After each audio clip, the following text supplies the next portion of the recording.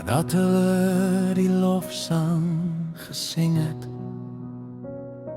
het hulle uitgegaan Olyfberg toe.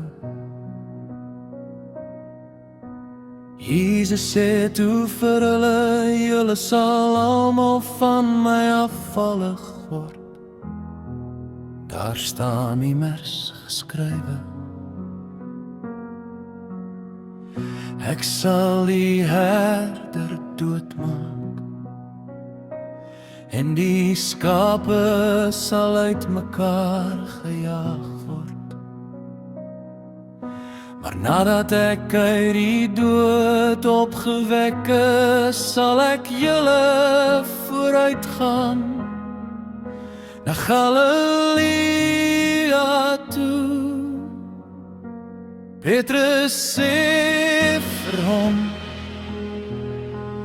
al word almal van u afvallig, ek sal nie.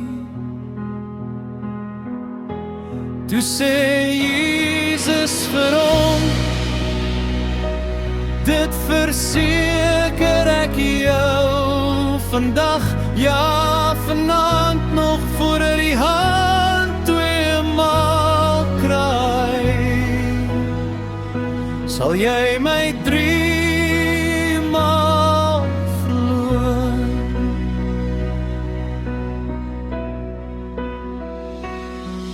Maar Petrus het heftig ontken, al moet ek saam met u sterf, ek sal u beslis nie verloon nie. En al die ander het dieselfde gesê, terwyl Petrus onder in die binnenhof was. Kom een van die diensmeisies van die hoëpriester daaraan.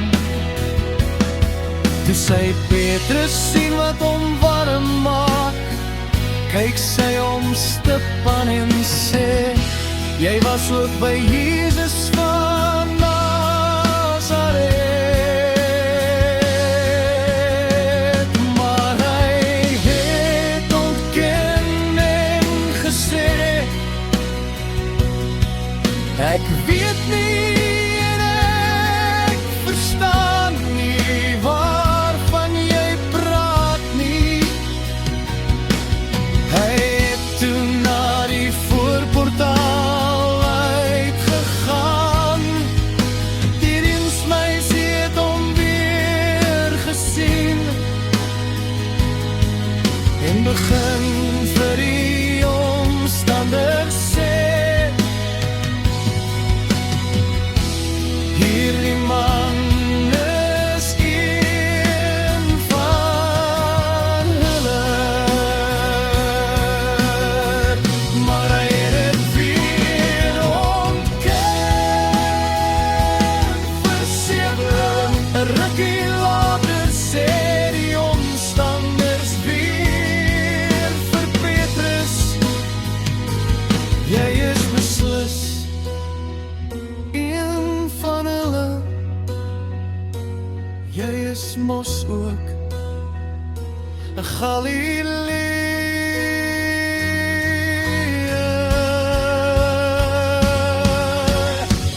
Toe begin hy vloek en sweer, ek ken die man van wie hulle praat nie.